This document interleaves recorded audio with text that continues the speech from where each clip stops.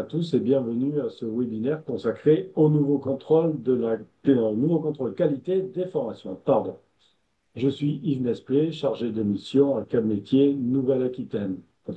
Avant de vous présenter nos intervenants et de rentrer dans le vif du sujet, juste une petite vérification pour voir si le son est OK de votre côté. Donc, si c'est le cas, vous pouvez utiliser les icônes de réaction que vous avez en bas de votre fenêtre de Zoom ou mettre un petit mot dans le chat, un petit 5 sur 5 par exemple, ou une moindre note si ça ne va pas. Bon, a priori, tout va bien, merci.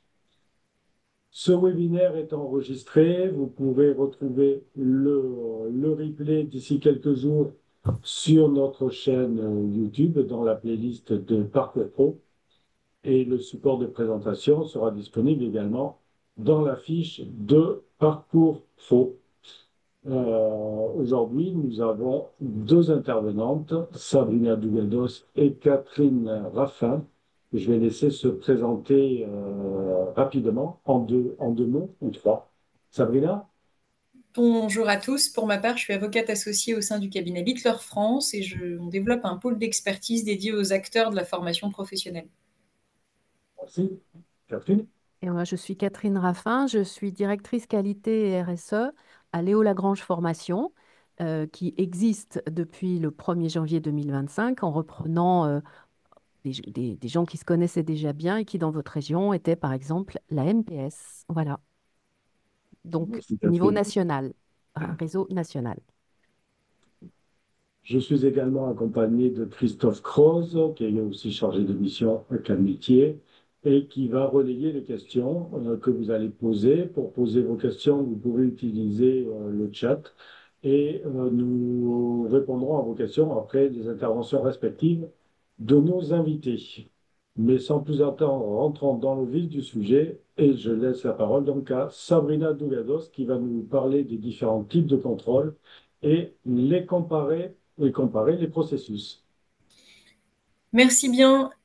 Effectivement, l'objectif, c'est de clarifier à date les différents processus de contrôle qui existent à l'endroit des prestataires qui proposent des actions de développement des compétences, que ce soit des organismes de formation, des centres de formation d'apprentis, des CFA, ou encore des prestataires d'accompagnement dans le cadre de la validation des acquis d'expérience, voire encore des centres de bilan de compétences. Je vous rappelle, ce sont les 4 catégories d'actions de développement des compétences qui sont visées à l'article L6313-1 du Code du travail, qui composent ce fameux champ de la formation professionnelle et qui ont vocation à être, le cas échéant, finançables sur les fonds publics.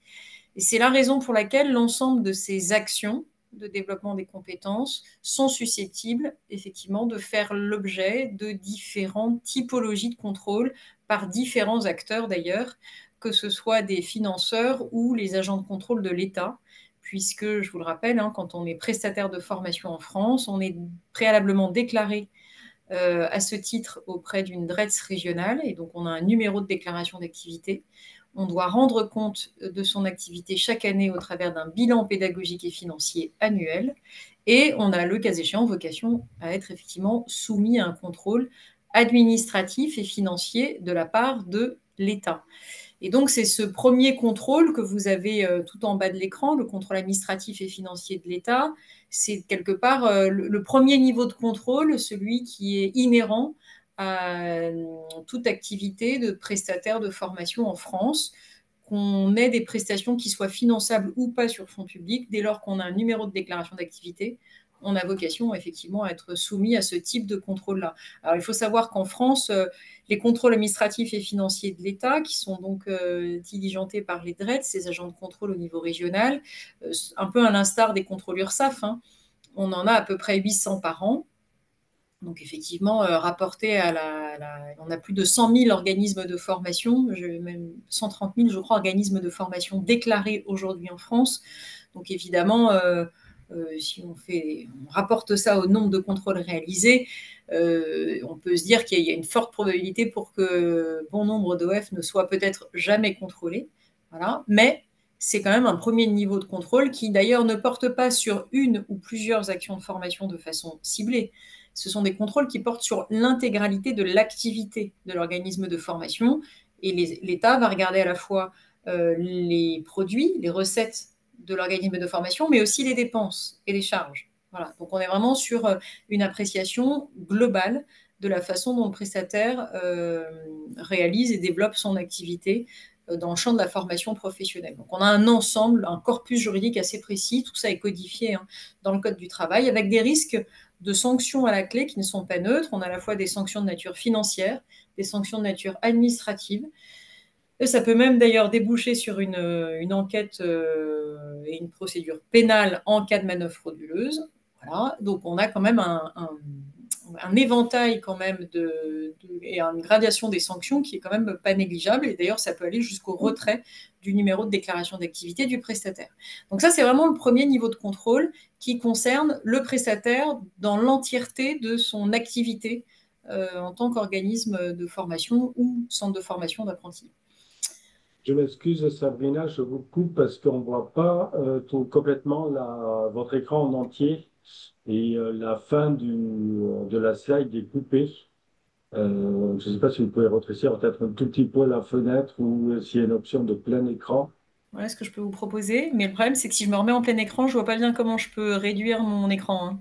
Non, mais si vous êtes en plein écran, c'est pas possible. Vous laissez-le comme ça, qu'a priori, ça reste lisible.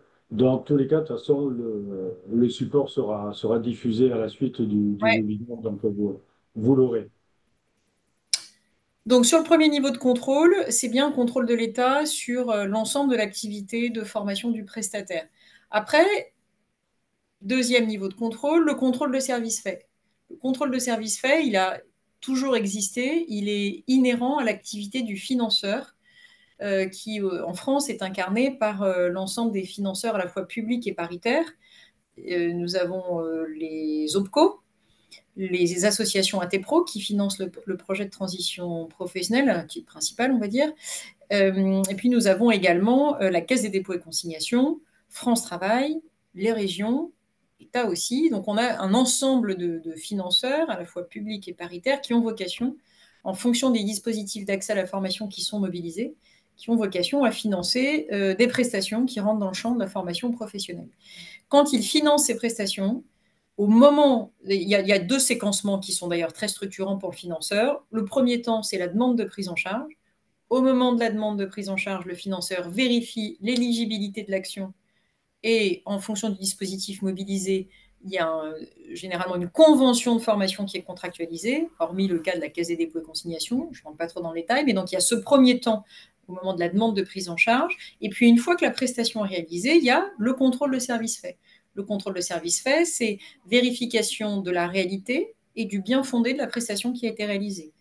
Et au moment de ce contrôle de service fait, eh bien, le financeur, une fois qu'il a vérifié cela, il déclenche le paiement. Donc, ce séquencement-là, finalement, ce contrôle de service fait, il est, je vous le disais, inhérent à l'activité de financeur, et on le retrouve codifié par des dispositions à la fois législatives et réglementaires dans le Code du travail.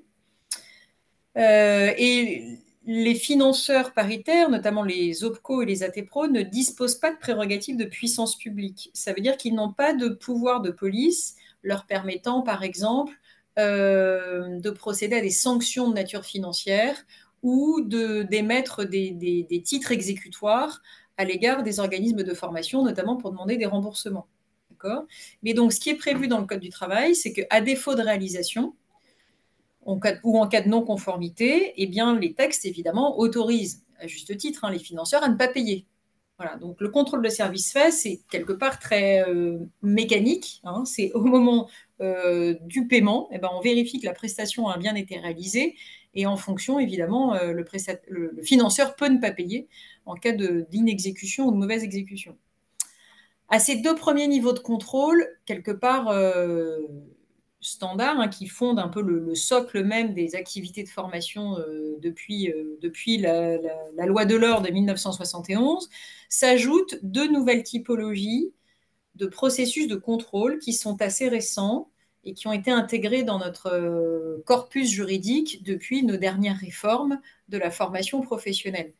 On a d'abord la certification Calliope, celle qui figure sur la première ligne du tableau que vous avez à l'écran, donc le fameux audit qualité qui résulte de la certification Calliope.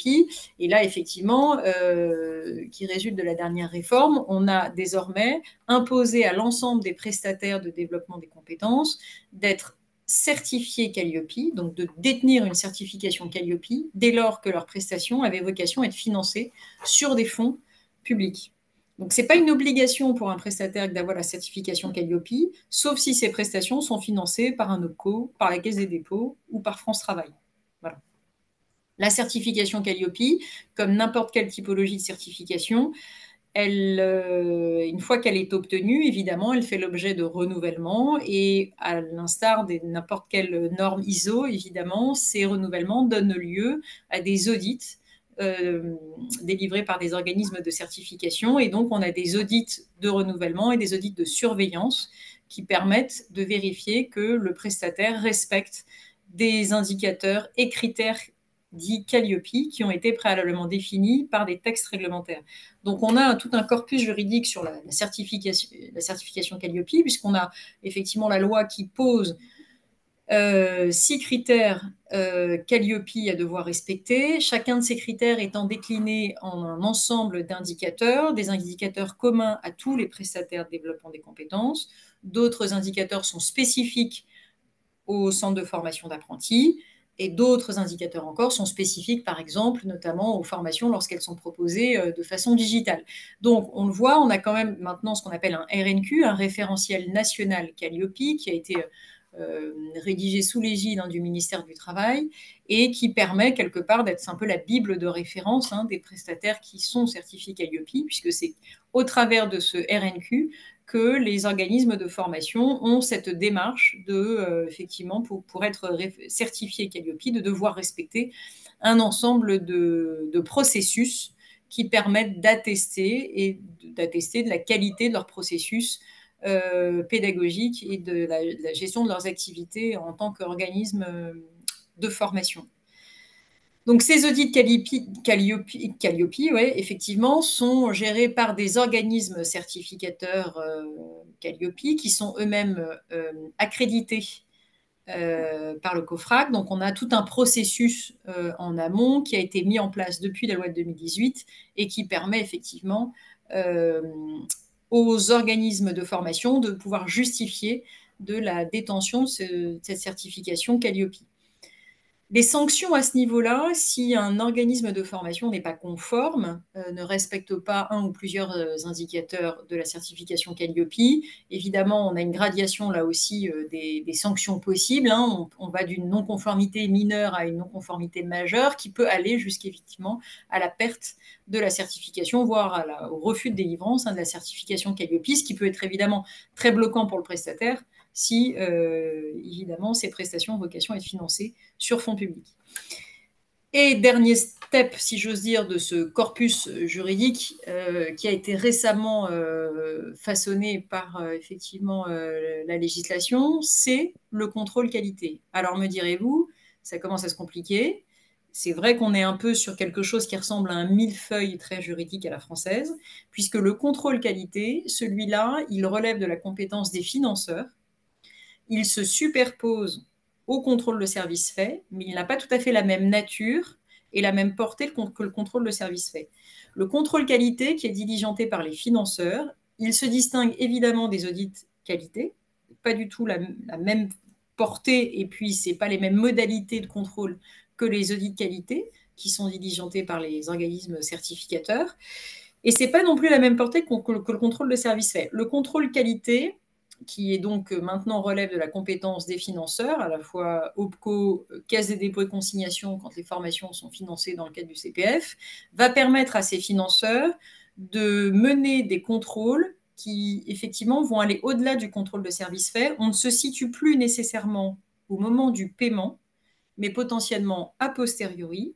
Et surtout, on va pouvoir, effectivement, le financeur va pouvoir vérifier la qualité des prestations qui sont réalisées et leur conformité aux obligations légales et conventionnelles. Donc finalement, le contrôle qualité diligenté par les financeurs quelque part, tel qu'il a été défini par la loi. C'est à la fois un contrôle qualité qui ressemble beaucoup à l'audit Calliope, puisque vous allez voir, il y a une partie des indicateurs et critères qui ont été repris par les financeurs, qui ressemblent étrangement, évidemment, aux indicateurs du référentiel Calliope, mais qui reprend aussi une partie de la finalité d'un contrôle de service fait, puisque à l'occasion d'un contrôle qualité, eh bien, un OPCO va pouvoir vérifier à nouveau la conformité de l'action qu'il a déjà financée au regard des dispositions juridiques. Voilà. Et évidemment, la portée de ces différents contrôles n'est pas tout à fait la même. Vous le voyez dans la dernière colonne du tableau, dans la colonne sanctions. Eh bien, quand un contrôle qualité finalement se passe mal pour le prestataire de formation, eh bien, la principale prérogative qui revient notamment à l'OPCO, ça va être de procéder à un signalement auprès de l'organisme certificateur, l'organisme qui a délivré la certification Calliope. Ça peut même aller jusqu'à un signalement auprès du ministère du Travail, tandis que, évidemment, dans le cadre d'un contrôle de service fait, la conséquence quasi immédiate d'un manquement, c'est l'absence de prise en charge. Voilà. Donc on voit bien que la portée de ces contrôles n'est évidemment pas du tout la même, et ce qui se comprend assez bien parce que généralement on ne se situe pas dans la même temporalité. Même si un contrôle qualité peut être diligenté concomitamment à un contrôle de service fait, l'idée c'est quand même qu'effectivement ces contrôles-là ne soient pas nécessairement réalisés en même temps. Et me direz-vous, du coup, si ce n'est pas en même temps, ça veut donc dire qu'un même organisme de formation pourrait, au cours d'une même année en 2025, être soumis à 4 typologies de contrôles différents. Et la réponse est oui. Théoriquement, c'est possible, même si quand même, d'une façon un peu pragmatique, l'objectif des financeurs, notamment dans le cadre du GIE des 2OF, qui réunit l'ensemble des financeurs paritaires, notamment les OPCO et les AT-Pro, ça a été plutôt de mutualiser cette démarche de contrôle qualité pour éviter une superposition de contrôle par les différents financeurs et les différents OPCO. Alors justement, j'y viens. Sur le contrôle qualité qui a été récemment mis en place par le GIE de 2OF, ce GIE réunit l'ensemble des 11 OPCO, les 17 AT-Pro. Je vous le rappelle, les AT-Pro financent à titre principal les projets de transition professionnelle. L'ANFH, on va dire qui est le financeur de la fonction publique hospitalière.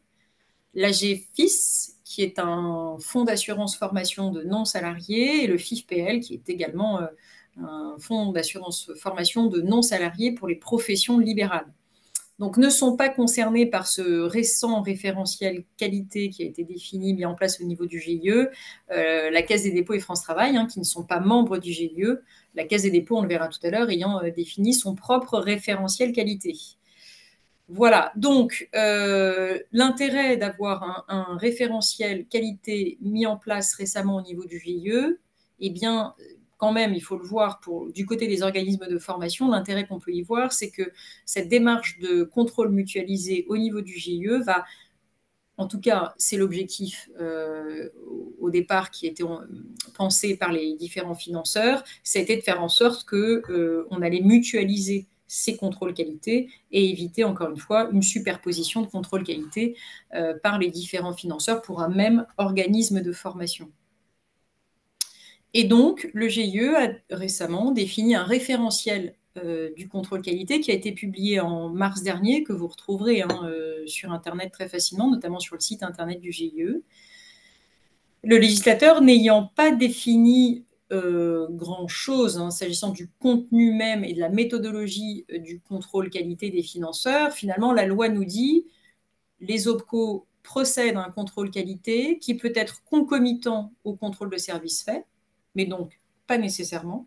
Et ce contrôle qualité peut être réalisé sur place et ou sur pièce. Et en outre, il peut être mutualisé, voire confié à un mandataire dans une logique, là, effectivement, de mutualisation. Donc, la loi, évidemment, a reconnu quelque part a posteriori la possibilité aux OPCO, qu'avaient les OPCO, de confier cette démarche de contrôle qualité à leur GIE, leur groupement d'intérêt économique, qui avait été créé, je vous le rappelle, à l'origine en 2014, au moment effectivement où les OPCO, avant la mise en place de la certification Calliope, les OPCA à l'époque, avaient cette obligation de procéder à ce contrôle a priori de la qualité des prestations de formation, parce que je vous le rappelle, avant la mise en place de la certification Calliope, il y avait une démarche de contrôle a priori qui revenait aux OPCA, qui à l'époque avaient une démarche de référencement de leurs organismes de formation. Et c'est la raison pour laquelle, via la plateforme Datadoc, ils avaient créé ce GIE D2OF. Désormais, donc, on a un référentiel de contrôle qualité mis en place au niveau du GIE, et donc on a 19 indicateurs qui permettent de vérifier le respect des 6 critères légaux. Donc, les 6 critères légaux sont les mêmes que les critères Calliope, qui sont définis par la loi. En revanche, les 19 indicateurs du référentiel du GIE, évidemment, se démarquent un peu des indicateurs du RNQ. Ce ne sont pas tout à fait les mêmes. Donc, je vous les ai repris là sur la déclinaison globalement des critères et des indicateurs. Et donc, globalement, principale différence, si j'ose dire, avec le RNQ, c'est notamment s'agissant du critère 4, puisque le critère 4, tel qu'il est décliné dans le référentiel du GIE D2OF, il porte vraiment sur la vérification de l'authenticité de la documentation qui a été fournie par l'organisme de formation, et notamment la vérification de l'authenticité des certificats de réalisation, des éléments de traçabilité, les feuilles d'émargement, et l'ensemble de la documentation qui est fournie par l'organisme de formation. Donc là, on est quelque part, me direz-vous, sur un sujet qui n'est pas tant un sujet de qualité pédagogique, mais plutôt de véracité et donc d'authenticité de la documentation fournie. Donc là, on est plutôt dans une logique de prévention des manœuvres frauduleuses, falsification de documents, recherche de faux, etc. Donc, on est sur un objectif tout autre que celui de la thématique qualité, on est bien d'accord, mais ce qui a été prévu là par le GIE, ça répond à la loi, parce que le texte réglementaire a effectivement introduit un contrôle qualité à la main des financeurs qui, je vous le rappelle, porte à la fois sur la vérification donc, de la qualité des actions financées, mais aussi sur leur conformité au regard des obligations légales et conventionnelles, nous dit le texte réglementaire. Donc, en introduisant ce critère 4 dans le référentiel du GIE de 2OF, eh bien, les financeurs n'ont fait finalement que appliquer le nouveau texte réglementaire.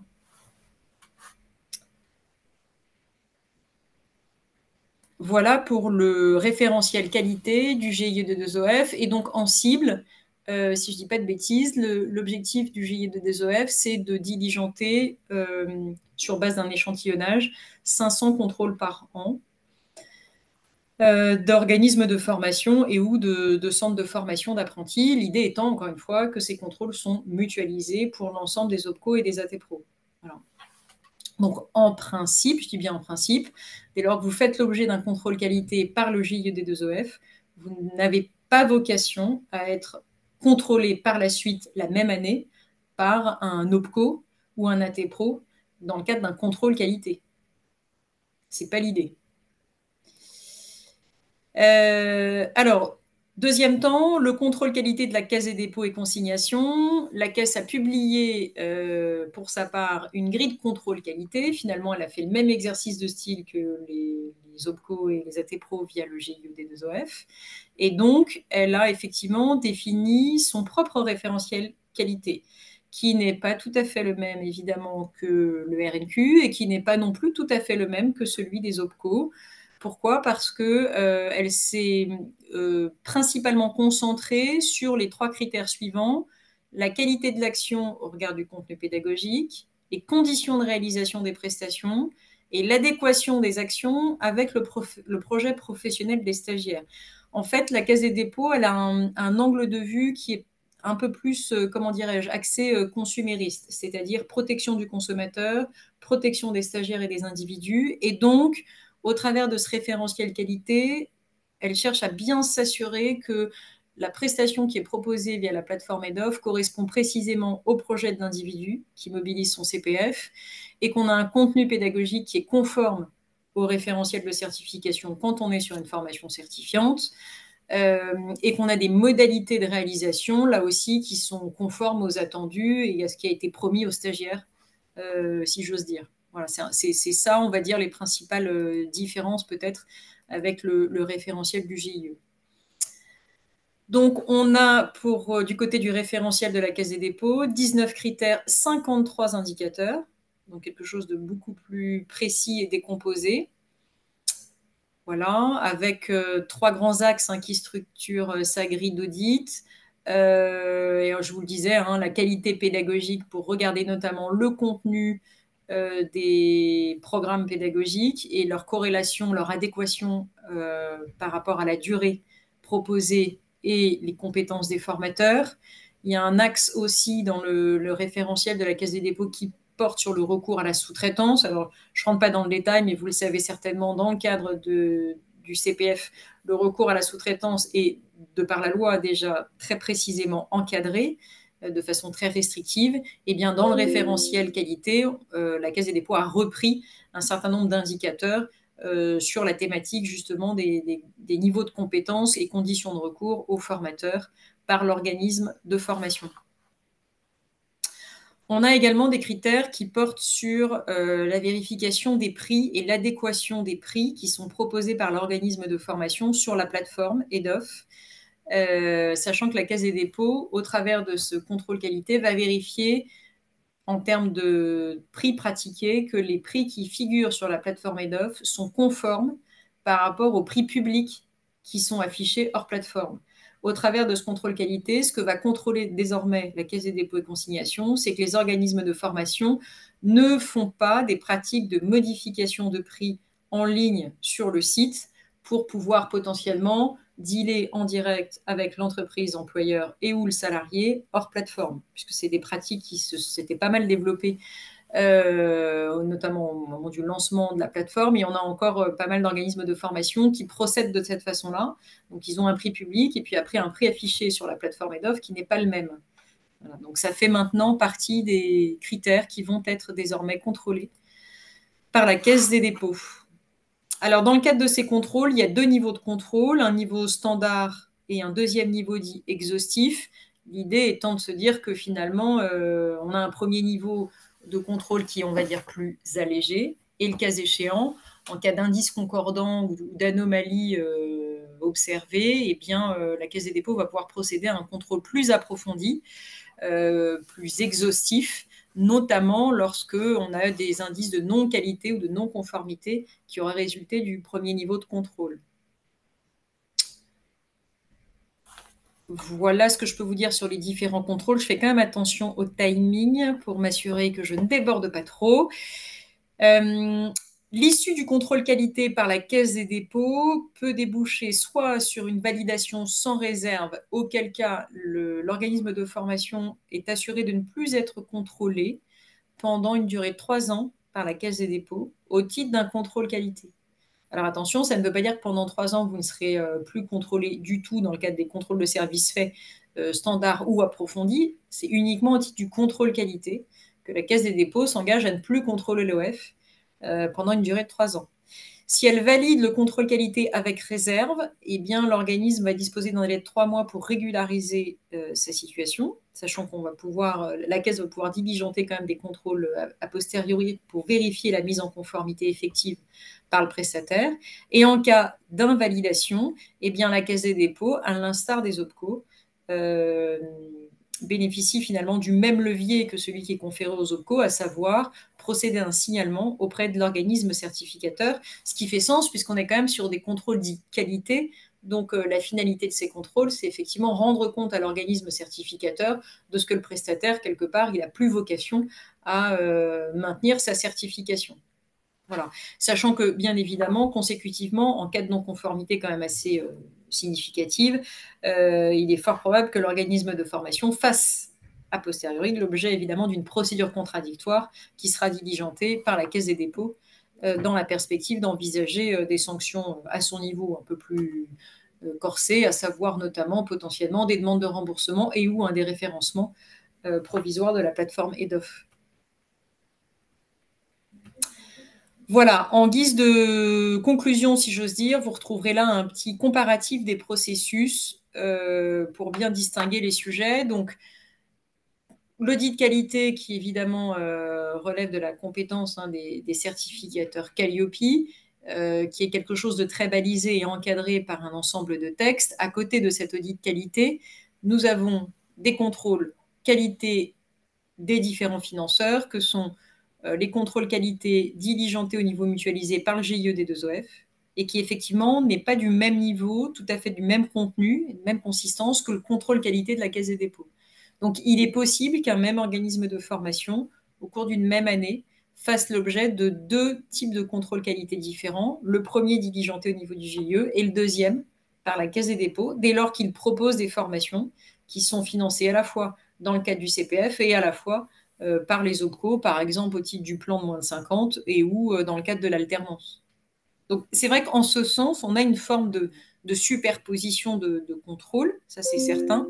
Après, malgré tout, il y a une recherche au niveau en tout cas des financeurs paritaires, il y a une recherche de mutualisation qui a été éprouvée maintenant depuis plusieurs années, puisque je vous dis, le GIE date de 2014-2015. Et c'est finalement même en avance de phase, hein, puisque je vous le rappelle, le contrôle qualité des financeurs est quelque chose de récent. Il a été introduit par un texte réglementaire et donc applicable depuis le 1er janvier 2024. Donc il est assez récent d'un point de vue légal. Et donc, effectivement, il a vocation désormais à être porté en régime de croisière, si j'ose dire, au niveau du GIE des deux OF.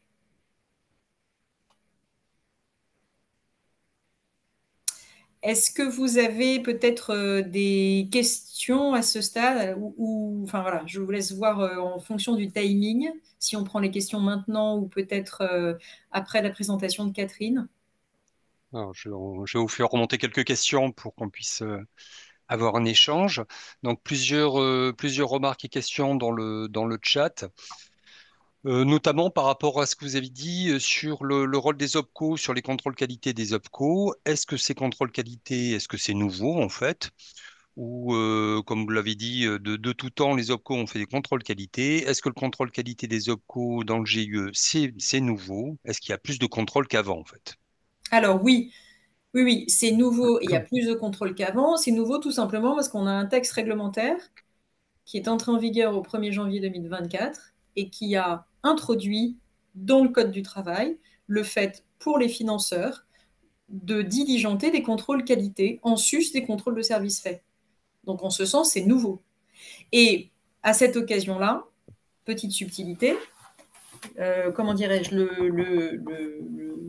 j'allais dire législateur, c'est pas le législateur parce que c'est un texte réglementaire, mais le ministère du Travail, au travers de l'adoption de ce décret, a introduit dans le texte réglementaire une petite subtilité, parce que dans le cadre de ces contrôles qualité, les financeurs vont pouvoir, a posteriori, contrôler à nouveau, sorte de CSF, un contrôle de service fait de deuxième niveau, vont pouvoir à nouveau contrôler la conformité de l'action qu'ils ont financée au regard des dispositions législatives conventionnelles. Ce que je veux dire par là, c'est qu'on a un contrôle qualité qui, d'un point de vue réglementaire, quelque part, comporte non seulement du contrôle qualité au sens qualité, qualité évidemment des prestations pédagogiques réalisées, mais aussi un contrôle de service fait de deuxième niveau, parce que là où je veux en venir, c'est que quand un texte nous dit que le financeur peut contrôler et vérifier qu'une action a été réalisée conformément à des dispositions légales et réglementaires, pardonnez-moi, mais on n'est pas à proprement parler sur de la qualité pédagogique.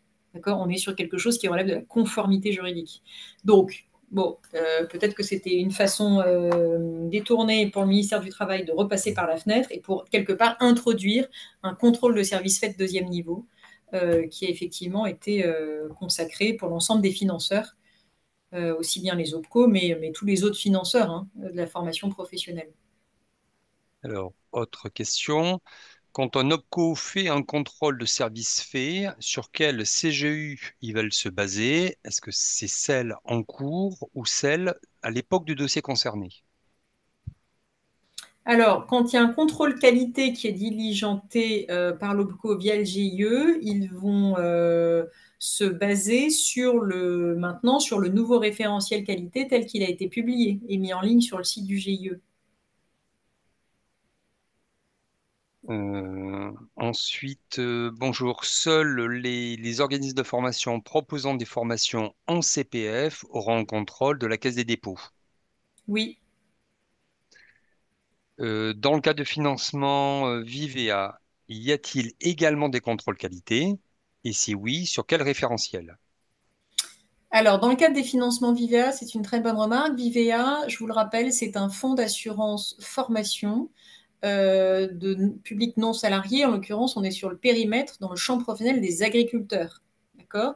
Donc Vivea, à ce titre, n'est pas assujetti d'ailleurs précisément au contrôle qualité au même titre que les OPCO, mais Vivea applique bien en fait effectivement des contrôles qualité et qui sont définis ça doit être dans ces conditions générales que Vivea définit ses modalités de contrôle au titre de la qualité des actions qu'il finance. Autre question. Pourquoi France Compétences n'apparaît pas comme cible de l'information dans le cadre d'une invalidation totale par la Caisse des dépôts? Pourquoi France Compétences n'apparaît pas comme site de l'information dans le cas d'une invalidation totale? Alors, France Compétences, évidemment, n'est pas un financeur. Par contre, évidemment, France Compétences, c'est l'autorité de tutelle, mais qui notamment gère les différents répertoires, RNCP et RS. Donc, je me demande s'il n'y a pas une remontée d'informations quand même. Mais effectivement, il ne me semble pas qu'il y ait le signalement que la Caisse des dépôts diligente, il a vocation à être adressé directement à l'organisme certificateur et non pas à France Compétences. Ensuite, quels sont les moyens utilisés pour contrôler la qualité des formations? Est-ce qu'il y a des vérifications des contenus pédagogiques des formateurs, voilà, Alors, sur les oui, types de bien contrôle sûr. qualité? Oui, bien sûr. Au titre du contrôle qualité, le financeur, il a justement la principalement vocation à aller regarder sous le capot. Excusez-moi, mais sous le capot, c'est-à-dire justement les contenus pédagogiques, les syllabus, les CV et les compétences des formateurs, parce que c'est tout ceci qui participe évidemment de la qualité pédagogique. Donc oui, plus que jamais, il a vocation, au titre d'un contrôle qualité, à aller peut-être un peu plus loin dans l'appréciation de la qualité des contenus pédagogiques que dans le cadre d'un contrôle de service fait. Et puis, comment sont décidées les mises en œuvre de ces contrôles? Qu'est-ce qui déclenche ces contrôles? Alors ça, c'est chaque financeur à son niveau qui définit sa propre politique de contrôle. Il y a plusieurs méthodologies. Évidemment, la première qui est retenue de façon assez classique, c'est l'échantillonnage, parce que sur 120, 130 000 organismes de formation déclarés, alors il y en a évidemment qu'un tiers, il y a un peu plus de 60 000, je crois, qui sont certifiés Calliope, mais vous pensez bien que l'organisme financeur, il doit nécessairement procéder par échantillonnage. Donc on a d'abord une méthodologie d'échantillonnage définie de façon annuelle, mais après il y a aussi outre les contrôles aléatoires, parce que l'échantillonnage repose par principe sur un principe de contrôle aléatoire, mais après on a aussi des contrôles sur dénonciation et sur signalement et ou suspicion de pratiques frauduleuses. Ensuite, autre question, c'est ceux qui réalisent les contrôles. Quelles sont les compétences des instructeurs de la Caisse des dépôts pour évaluer le contenu des formations et puis qu'entend-on par le contenu des formations par rapport au contrôle? Alors moi, je peux pas vous dire, je ne saurais pas vous répondre sur comment la Caisse des dépôts sélectionne ses contrôleurs. Ce qui est sûr, c'est que, si je dis pas de bêtises, d'ailleurs, elle a lancé un marché public pour retenir des prestataires qui diligentent ces différents contrôles pour elle, en son nom. Donc évidemment, il y a un cahier des charges qui a bien dû définir la méthodologie de contrôle requise, avec des choses assez objectivées, évidemment. Et après, pardon, votre deuxième question, c'était quoi? J'en ai perdu le fil, Alors pardon. oui, c'était sur le type de les compétences des contrôleurs et puis je suis en train de remonter oui, qu'est-ce qu'on entend par le contenu de formation? Bah, le contenu de formation, c'est à la fois le contenu du programme pédagogique. Donc, il y a le programme pédagogique. Quand on est sur une formation certifiante, c'est l'adéquation de ce programme pédagogique par rapport au référentiel de certification. Et après, c'est les contenus pédagogiques à proprement parler, donc les supports de formation. En gros, au titre d'un contrôle qualité, on va aller regarder est-ce que les contenus pédagogiques répondent bien aux attendus, répondent bien au programme pédagogique et donc aux objectifs qui sont fixés par l'action de formation. Une autre Merci question? Christophe. Oui. On va, je vois le Oui. temps qui tourne, donc je vais faire le mauvais, le rôle du méchant. On verra tout à l'heure si pour continuer à répondre à d'autres questions. On va peut-être passer donc à la présentation de Catherine Raffin, de Léo Lagrange Formation, qui va nous présenter d'un autre côté, le côté vraiment des organismes de formation, ces nouvelles contraintes et avoir des pistes sur l'organisation à mettre en place. Merci. Donc cette partie, elle est vraiment visée, on va dire, sur les deux contrôles qu'on vient d'entendre et qui sont, certes, on avait déjà des contrôles des OPCO, etc., mais 2025, c'est ces deux campagnes, que ce soit par la Caisse de dépôt ou que ce soit par le GIE des deux OF, de vraiment relancer du contrôle organisé autour de leur référentiel et de leur grille d'évaluation. Donc, cette partie-là, c'est qu'est-ce que ces deux contrôles qui se généralisent un peu, on va dire, viennent ajouter à nos pratiques ou doivent nous faire changer dans nos pratiques pour s'y préparer au mieux et les vivre le moins mal possible. Donc, trois parties. D'abord, ce que ça peut changer d'avoir ces contrôles qui sont annoncés, qui sont diligentés de façon plus importante, c'est d'abord qu'ils sont à n'importe quel moment de notre vie d'organisme. L'audit Calliope, il est planifiable, on le connaît, c'est tout, à peu près tous les 18 mois, hein, l'échéance est connue. Les contrôles de la Caisse des dépôts et des deux OF, mais j'ai rajouté France Travail, l'OFI, les régions, les DRETS, tout ça, ça n'est pas planifiable dans le temps. On reçoit une invitation, si on veut être gentil, une notification en tout cas, que l'on va être contrôlé assez vite. Donc, ce que ça change, c'est que ça nous oblige à être toujours prêt à être audité ou contrôlé à n'importe quel moment. On sait que l'un des défauts de la qualité, hein, c'est quelquefois de laisser dormir un peu le dossier qualité et de le ressortir 3 mois avant l'audit. Ces contrôles qui peuvent arriver de façon inopinée à n'importe quel moment nous obligent à être toujours prêts. Être toujours prêt, ça veut dire organiser, vérifier la formalisation. On a pris l'habitude avec Calliope, mais même un peu avant, hein, il ne faut pas remonter tout à Calliope. On a pris l'habitude de formaliser les choses qui pouvaient être à l'oral. Mais n'empêche que pour être prêt tout le temps, il faut l'organiser, cette formalisation, il faut la vérifier constamment et il faut vérifier qu'une fois faite, elle est enregistrée et sécurisée. Les preuves qui se créent tout le temps, on doit être sûr qu'elles ont certes été créées, mais qu'elles sont aussi bien rangées, on va dire, et que le rangement est sécurisé. Les risques qui sont autour de cela, hein, on l'a tous vécu un peu de toute façon, c'est que quelques semaines ou quelques jours avant un contrôle ou un audit, on découvre qu'il manque des pièces et on court après.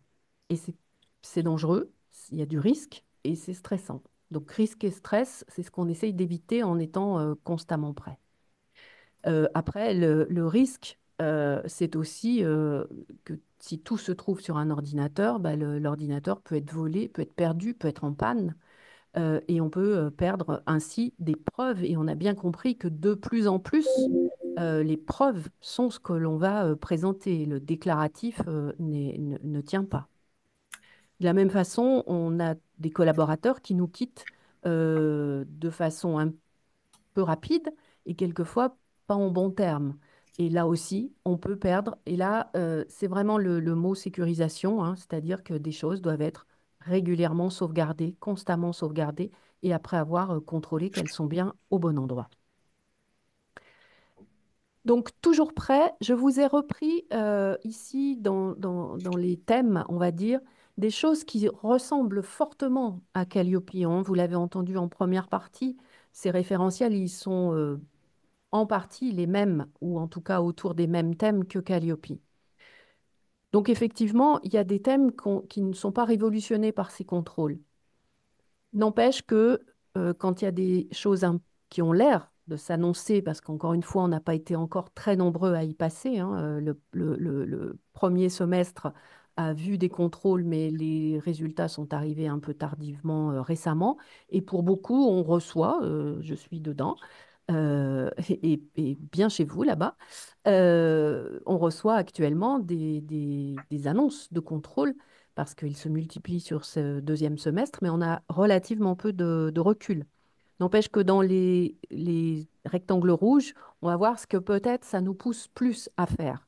Donc, de la même façon que sur Calliope, on a parlé tout à l'heure de défense du consommateur, ben, ça veut dire qu'il faut informer et prendre en compte la personne à trois étapes, on va dire, quand elle est simplement parmi le grand public qui se renseigne, puis quand elle est candidate, puis quand elle est apprenant. Sur l'information grand public, on retrouve exactement les mêmes choses que ce qu'on a dans les guides de lecture, dans le guide de lecture Calliope, hein. On doit présenter les conditions de l'action, présenter des résultats qu'on a obtenus déjà en réalisant cette action, et puis toujours parler des débouchés liés à l'action. Le conseil actuellement, c'est de faire très attention à enregistrer des résultats plutôt bruts, on va dire, par apprenant pour devancer de nouvelles demandes qu'on entend arriver, de nouveaux ratios pour présenter nos résultats de façon plus homogène, un peu à l'instar de ce qui se passe sur l'apprentissage, hein, où on présente normalement tous le même type de résultats de façon très, très, très guidée. L'envie est de généraliser ça pour qu'encore une fois, le consommateur ait bien la bonne information. Donc, un des conseils, c'est de faire attention à bien garder des résultats et plusieurs types de résultats, que ce soit effectivement avoir réussi l'assertif, mais aussi simplement avoir terminé le parcours, le taux de la satisfaction donnée par la personne quand on a pu récolter des choses individuelles. En tout cas, garder des résultats par apprenant qui nous permettront non seulement de calculer de nouveaux ratios si on nous demande des nouveaux ratios, mais aussi de pouvoir démontrer comment on a calculé. Et donc, la véracité, on va retrouver ce mot souvent, hein, la véracité du taux ou des taux que l'on annonce. Donc, toujours prêt et en ayant des choses qui sont calculables, on va dire, plus tard. Pour ce qui est de l'analyse du besoin du candidat, même chose, hein, on fait tout ce qu'il y a dans Calliope, évidemment, mais on entend dans les contrôles nouveaux bien la volonté de vérifier et de montrer que l'on a vérifié l'adéquation de l'action visée avec le projet professionnel du candidat. Donc, ben voilà, suivant ce que l'on a comme document trame pour garder trace de ce qu'on a échangé avec le candidat sur ses besoins et l'analyse de son besoin, eh bien penser maintenant pour anticiper ces contrôles, qu'on doit garder trace et formaliser que l'on a bien vérifié avec lui que l'action visée correspond à son projet pro. Vous voyez qu'à côté, je n'ai rien mis sur les étapes de parcours de l'apprenant. C'est vraiment le cœur de Calliope. Si vous avez l'habitude de Calliope, si vous avez bien préparé Calliope, le contrôle autour des marques sur les étapes du parcours, une fois qu'il est chez nous, cet apprenant, eh bien, simplement être toujours prêt, ça veut dire les enregistrer au fur et à mesure du temps. Mais pas plus, en tout cas, euh, dans les premiers contrôles, pas plus que ce que l'on nous demande dans Calliope. Toujours prêt, on continue à prouver aussi, comme dans Calliope, des moyens de réalisation. Les locaux, les plateaux techniques, le matériel informatique. Être toujours prêt, ça veut dire bah, mettre à jour l'affichage quand quelque chose s'est modifié, ne pas se faire surprendre. Il y a aussi des contrôles, je pense à l'OFI par exemple, hein, des contrôles inopinés qui arrivent. On n'est pas à l'abri et donc tout doit être mis à jour euh, au fil de l'eau. De la même façon que remplacer du matériel ou des outils quand une certif prend une nouvelle version. Bien détenir les baux ou les courriers de mise à disposition de locaux, puisqu'on va nous demander des choses très formelles qui démontrent, qui démontrent, qui demandent. Donc, garder des éléments, conserver les éléments, et les organiser de telle façon qu'on soit toujours prêt à les sortir et qu'on ne perde pas, dans les 2 semaines d'annonce d'un contrôle, trop de temps à aller les récupérer. On a aussi les compétences mises à dispo. On en a parlé un petit peu dans la première partie. Oui, les contrôles vont venir sans doute plus vérifier les CV des personnes, les diplômes, puisqu'on cherche les preuves. En fait, on délègue un peu cette responsabilité de la véracité sur les organismes. Donc, si un formateur à l'embauche dit qu'il a un diplôme, on récupère évidemment le diplôme, on range le diplôme et on peut le sortir comme preuve que la compétence, si c'est celle qui est liée au diplôme, est là. Donc les CV, les dossiers des intervenants doivent eux aussi se compléter au fur et à mesure par exemple, des formations suivies, hein, parce qu'il n'y a pas que pour les nouveaux formateurs que l'on a des choses à récupérer. Donc demander les diplômes, ça fait partie des peut-être nouvelles habitudes, on n'était pas forcément là-dedans, à bien prendre. Et puis sur l'amélioration continue, donc vous voyez qu'on est passé au critère 7 là dans Calliope. Euh, L'amélioration continue, on va démontrer qu'on sait bien analyser l'existant, qu'on sait s'en servir pour prendre des décisions de modification, qu'on les met en place et puis qu'on vient évaluer. Ben, tout ça, ça veut dire que pour être toujours prêt, il faut aussi l'organiser. Donc, s'organiser un classement, un rangement qui nous permet de récupérer par action, si on pense bien Caisse des dépôts et GIE des 2 OF, on vient nous contrôler une action en particulier ou des actions en particulier. Donc ça veut dire que par action, il va falloir aussi pouvoir retrouver d'une façon ou d'une autre tout ce qui a été mis comme appréciation, comme réclamation, si on a eu, sans demander l'avis des gens, des avis plutôt négatifs, mais aussi savoir évaluer le taux de rupture que l'on a eu dessus, au contraire le taux de réussite, la veille qui peut toucher ces métiers-là, par exemple, quand on prépare à des métiers, des rapports de contrôle qu'on a déjà eus, etc., etc. Tout est à conserver pour le sortir et montrer que effectivement on a su se servir d'éléments et non pas parler autour d'une table sans éléments pour prendre des décisions de modification d'une action en cours ou de l'action à mener plus tard.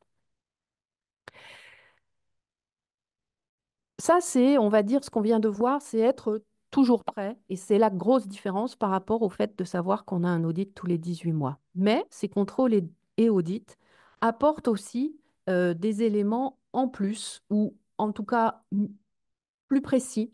Et tout à l'heure, on l'a entendu aussi, c'est sur les contenus et sur les ressources pédagogiques. Là, on lit bien qu'on vient plus regarder l'adéquation des contenus, la préparation des contenus, et qu'on va même vérifier ce que réellement les apprenants ont fait. Donc là, oui, par rapport à ce qu'on a pu connaître, et encore une fois, Calliope, l'un des reproches qu'on entend sur Calliope, c'est l'hétérogénéité des audits et de l'exigence qu'il peut y avoir sur des audits en fonction des personnes qui les mènent. Donc, certains d'entre vous vont trouver que non, c'est pas tellement plus parce qu'ils ont vécu un audit Calliope qui est allé un peu plus loin que ce que demandait vraiment le texte. Et puis d'autres ont connu peut-être des audits Calliope où on n'entrait pas vraiment dans le contenu. Et là, oui, ça fait une vraie différence. Donc là, pour ce encore plus que Calliope, ça veut dire qu'il faut se pencher sur la façon de présenter les contenus et les ressources pédagogiques qu'on a présentées aux apprenants. Ça veut dire que dans le déroulé pédagogique, OK, on a pris l'habitude pour Calliope de faire un déroulé pédagogique, mais là, on a intérêt à noter en face de chaque séance les outils, les supports, les exercices qu'on a pu mettre à dispo des apprenants si on veut être tout à fait prêt à répondre à ces contrôles.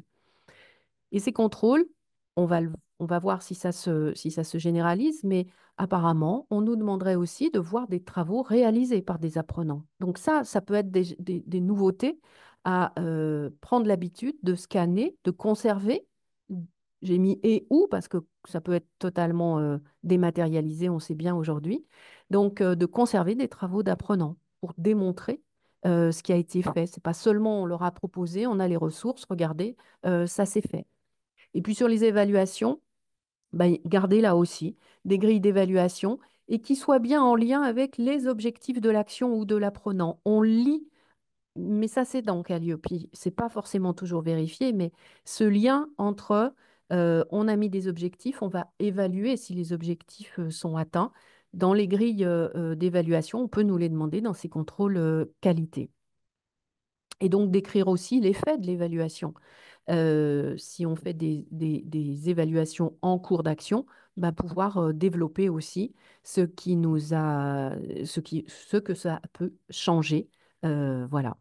Mais encore une fois, Calliope est vaste hein, dans sa mise en pratique. Donc pour certains, et je viens de le voir passer là sur les textes à côté en question, pour certains, vous avez pu le connaître sur Calliope. Et dernière partie, on l'a entendu aussi dans la présentation de la première partie, bien sûr, c'est qu'on n'est pas qu'en qualité dans ces contrôles, on est aussi sur un souci de lutter contre les fraudes. Donc, ben, il va falloir aussi se préparer, mais alors ça, normalement, on sait faire. Le reste, on savait faire par Calliope, mais cette partie-là, normalement, on sait le faire par les contrôles de services faits. On sait montrer la réalité de l'action facturée déjà, hein, mais il va falloir y apporter, et encore une fois, pour être tout le temps prêt, euh, se- se- se- peut-être se polisser, j'allais dire encore plus, et puis ajouter cette idée du tarif. Et là, donc sur l'antifraude, continuer à vraiment garder et démontrer la réalité de notre action. Dans le rouge, j'ai encore noté ce qui peut s'ajouter, hein, peuvent s'ajouter, on l'a entendu dans certains contrôles, euh, là aussi un transfert de la responsabilité de la véracité. On a entendu un OPCO récemment demander de l'identito-vigilance. C'est-à-dire que là, on demande au formateur le premier jour de vérifier la carte d'identité de l'apprenant au moment où il signe et de contresigner sur une fiche d'émargement que oui, c'était bien la bonne personne qui a signé. Donc, vous voyez que on peut nous demander des choses qui vont plus loin que ce qu'on avait l'habitude de faire, mais n'empêche que quand on n'est pas dans le petit pourcentage de fraudeurs, ça ne doit pas changer énormément de choses que d'avoir ces contrôles là, sur ce thème-là. En revanche, sur les tarifs, effectivement, on va venir regarder peut-être des choses qu'on ne regardait pas qui vient toucher la composition des tarifs, démontrer comment on est arrivé à ce tarif et surtout expliquer des écarts. Ça rejoint la vigilance qu'on a entendue par Sabrina Dougados tout à l'heure, hein. Pouvoir expliquer des écarts de tarifs vis-à-vis de différents financements pour un même parcours. Ça, oui. Donc, notre composition des prix, comment on est arrivé à ça, on doit être en capacité de le démontrer.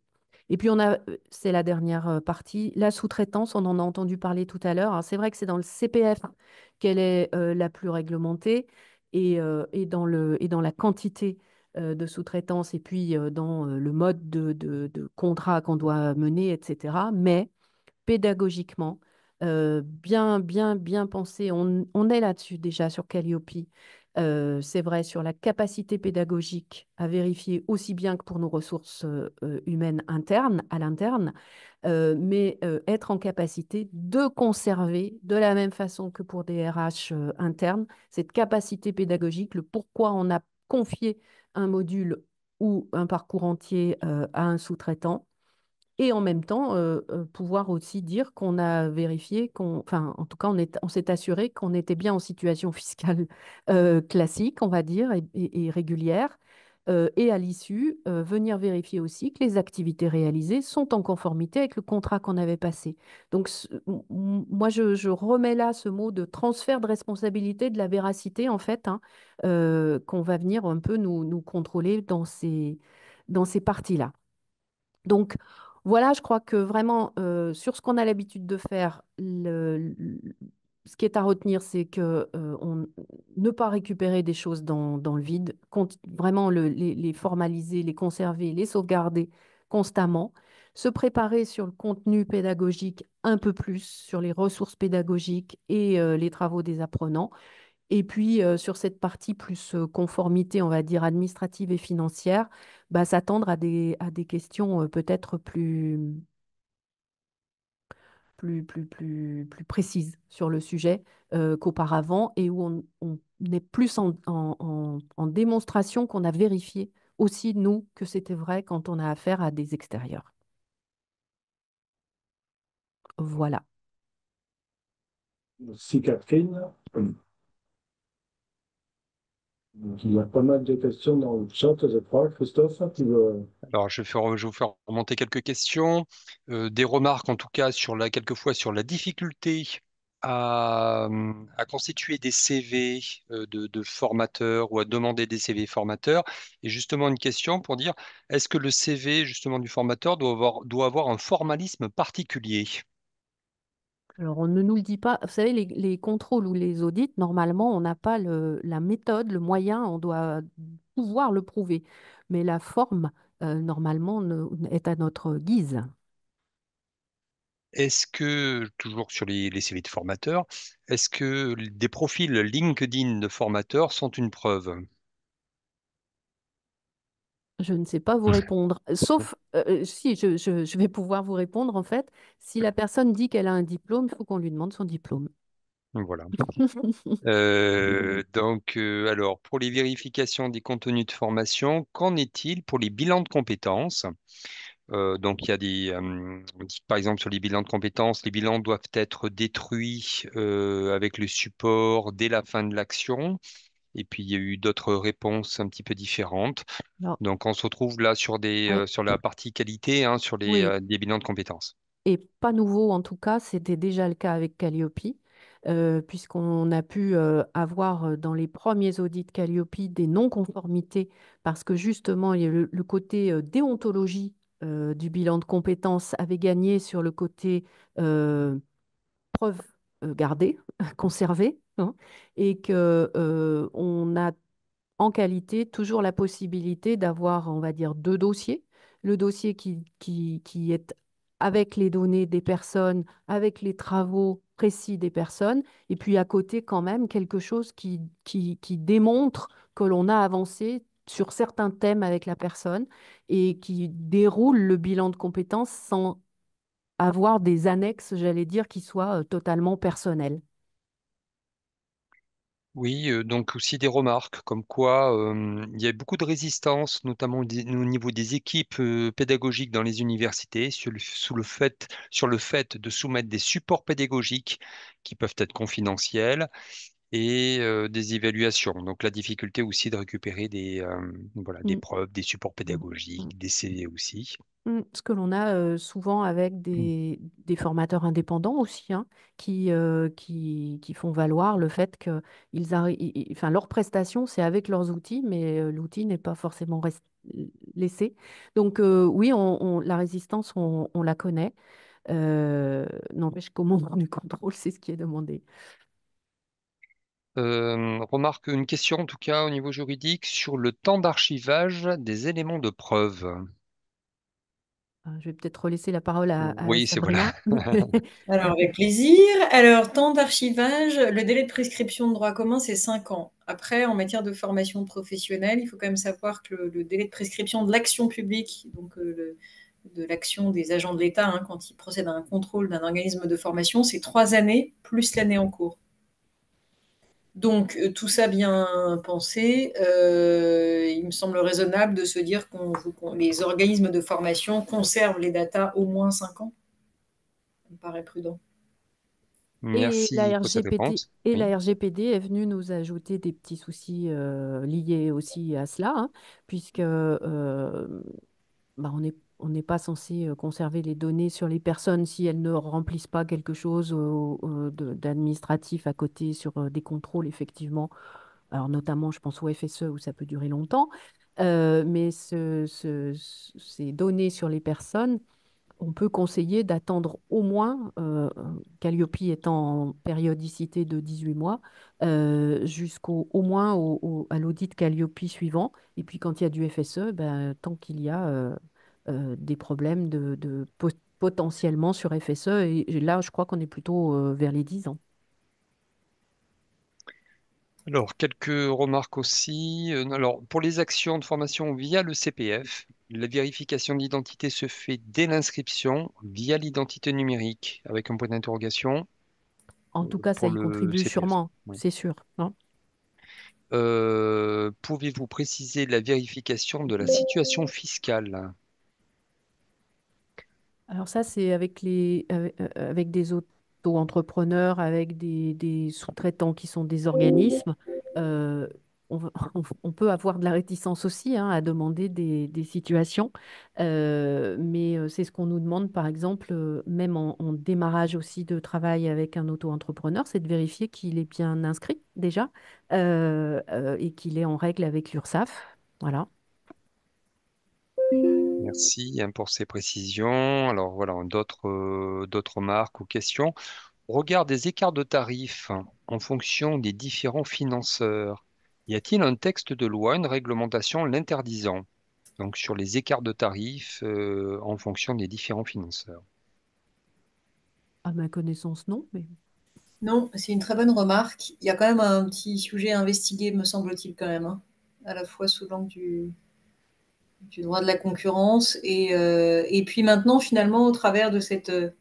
c'est intéressant, finalement, sous le prisme de la qualité, de la vérification, de l'adéquation des prestations proposées par rapport au prix de référence et au prix de marché.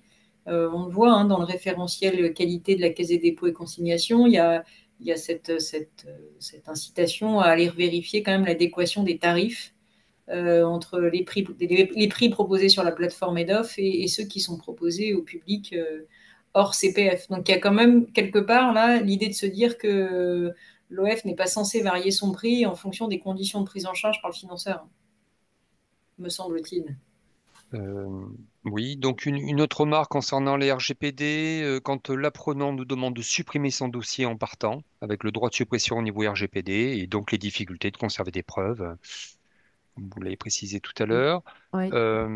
Pour un organisme de formation, la bonne démarche concernant les tarifs, ne serait-il pas d'afficher le tarif le plus élevé et ensuite d'ajuster en fonction de la demande des financeurs et de baisser les coûts, par exemple France Travail, hein, apprenant.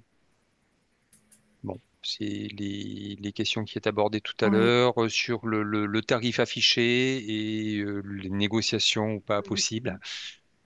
En Euh, tout cas, on voit bien même dans les réponses à appel d'offres, hein, le nombre de fois en négociation où on nous demande d'expliquer la formation de notre tarif et pour expliquer soit un tarif anormalement bas, soit pour nous inciter à faire un effort Mm. et descendre un peu le tarif.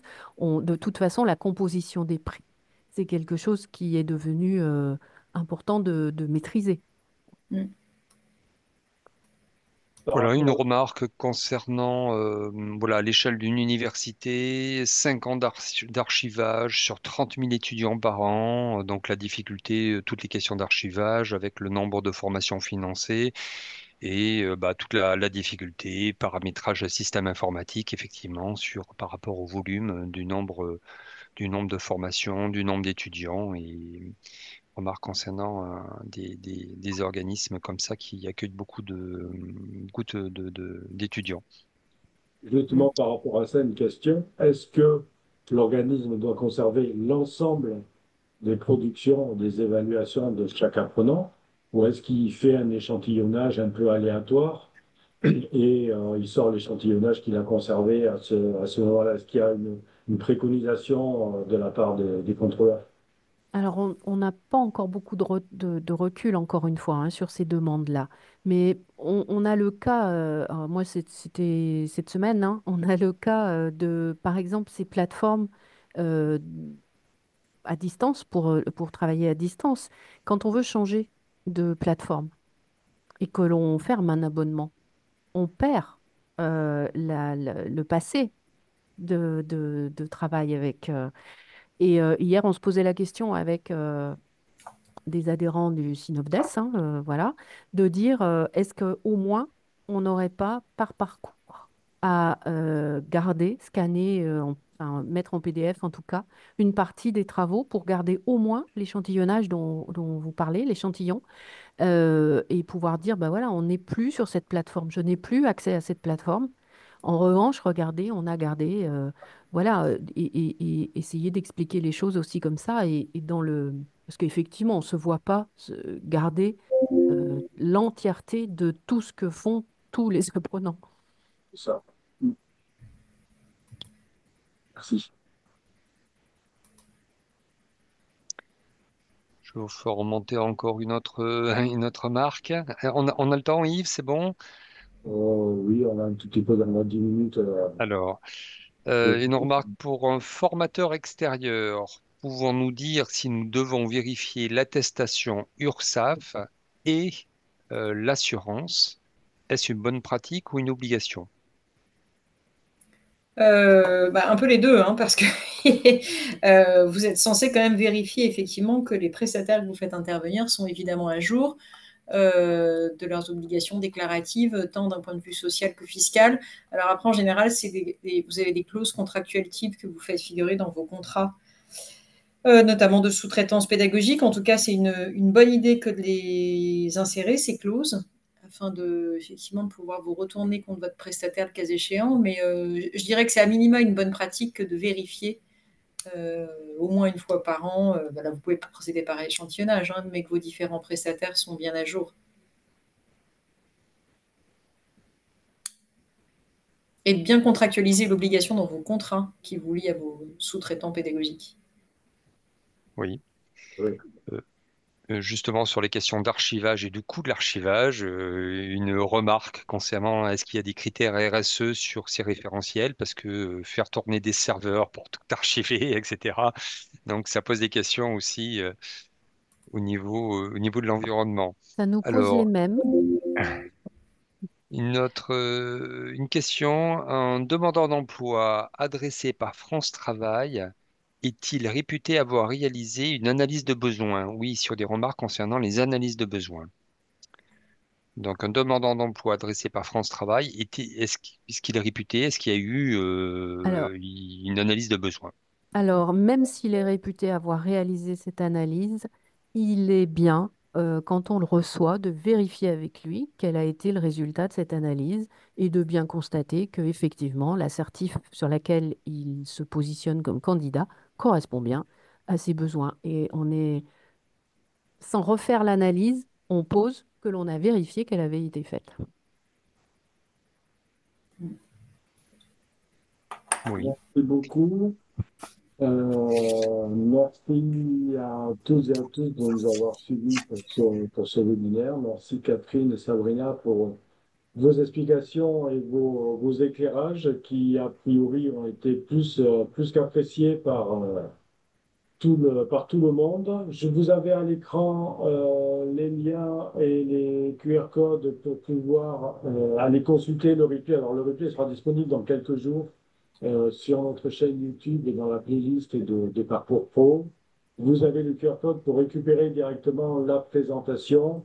Et vous la trouverez aussi en suivant le lien sur le site de Parcours Pro, sur la fiche du webinaire de ce jour, dans la zone des documents complémentaires.